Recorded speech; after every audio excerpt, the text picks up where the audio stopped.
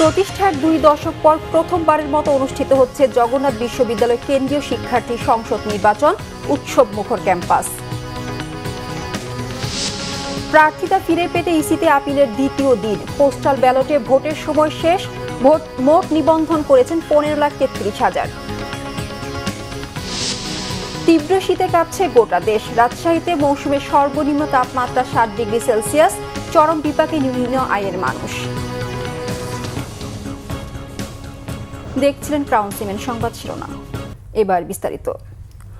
কয়েক দফা পিছিয়ে প্রথমবারের মতো অনুষ্ঠিত হচ্ছে জগন্নাথ বিশ্ববিদ্যালয় কেন্দ্রীয় শিক্ষার্থী সংসদ জকসু ও হল সংসদ নির্বাচন। মঙ্গলবার সকাল 9টা থেকে ভোট গ্রহণ শুরু হয়েছে। বিরতিহীনভাবে ভোট গ্রহণ চলবে বিকেল 4টা পর্যন্ত। সকাল থেকে ভোট কেন্দ্রগুলোর সামনে দেখা গেছে ভোটারদের দীর্ঘ লাইন। প্রতিষ্ঠার পর থেকে এবারই প্রথম জকসু ও হল সংসদ নির্বাচনে মোট ভোটার সংখ্যা 16,645 জন। নির্বাচন কমিশনের তথ্য অনুযায়ী বিশ্ববিদ্যালয়ের 39টি কেন্দ্রের 178টি বুথে ভোট গ্রহণ চলছে।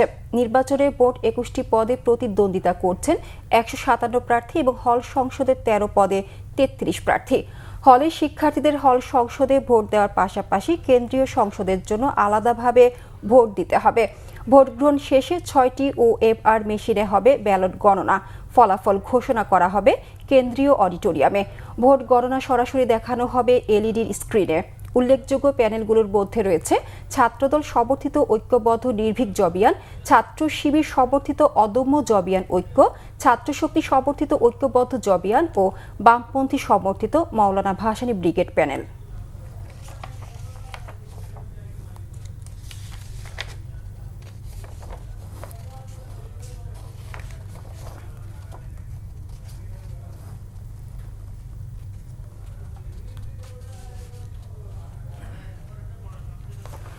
প্রার্থিতা ফিরে পেতে নির্বাচন কমিশনে আপিলের দ্বিতীয় দিন আজ। এদিকে দেশ ও বিদেশ থেকে পোস্টাল ব্যালটে সংসদ নির্বাচনে ভোট ও গণভোটের জন্য নিবন্ধনের সময় শেষ হয়েছে।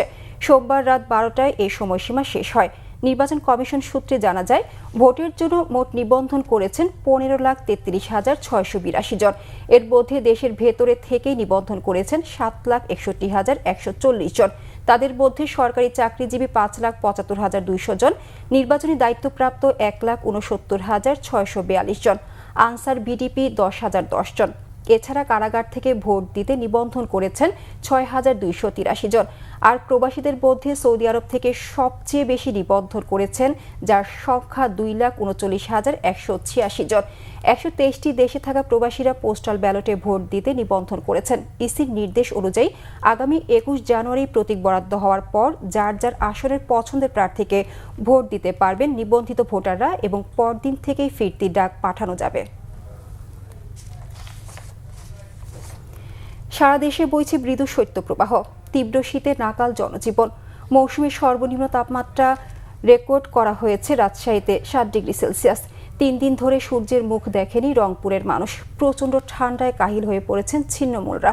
চরম দুর্ভোগে দিন পার করছেন তিস্তাপাড়ের মানুষও। ক্ষেত খাবারে কাজ করতে পারছেন না। গরম কাপড়ের অভাবে বেশ কষ্ট পাচ্ছে অসহায় দুস্থ পরিবারগুলো। খড়কুটোর আগুনে শীত নিবারণের চেষ্টা তাদের। টানা 5 দিন ধরে ঠাকুরগাঁওয়ে চলছে শৈত্যপ্রবাহ। কনকনে বাতাস আর ঘন কুয়াশায় বিপর্যস্ত জনজীবন। কুয়াশার সাথে পড়ছে গুড়ি গুড়ি বৃষ্টি। বেশিরভাগ যান চলাচল করছে হেডলাইট জ্বালিয়ে। আগুন জ্বালিয়ে শীত নিবারণের চেষ্টা অনেকের। ঠান্ডায় কাবু গবাদি পশু। মৃদু শৈত্যপ্রবাহের কবলে পড়েছে সর্বোত্তরের জেলা পঞ্চগড়। চরম বিপাকে পড়েছে নিম্ন আয়ের মানুষ। তেঁতুলিয়ায় মৌসুমের সর্বনিম্ন তাপমাত্রা রেকর্ড করা হয়েছে সকাল 9টায় 8.6 ডিগ্রি সেলসিয়াস। টানা 2 সপ্তাহের মৃদু ও মাঝারি শৈত্যপ্রবাহের কবলে পড়ে চরম কষ্টে দিন কাটাচ্ছে চুয়াডাঙ্গার মানুষ। প্রায় দিনই আকাশে সূর্যের দেখা মিলছে না, চারিদিকে ঢেকে থাকছে কুয়াশায়। সকাল 9টায় চুয়াডাঙ্গার সর্বনিম্ন তাপমাত্রা রেকর্ড করা হয়েছে 7.5 ডিগ্রি সেলসিয়াস। উত্তরের হিবেল হাওয়া বইতে থাকায় জনদুর্ভোগ বেড়েছে কয়েক গুণ। কনকনে শীতে বিপর্যস্ত দক্ষিণ পশ্চিমাঞ্চলের জেলা যশোর। টানা 2 দিন ধরে সূর্যের দেখা মেলেনি।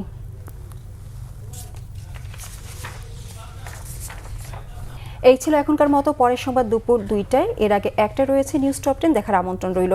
এছাড়া বাংলা ভিশন সংবাদ ও সংবাদ সংশ্লিষ্ট অনুষ্ঠান দেখতে ভিজিট করুন www.bvnews24.com ও facebook.com/banglavishnewsে এবং সাবস্ক্রাইব করুন youtube.com/banglavishnnews। ধন্যবাদ সবাইকে।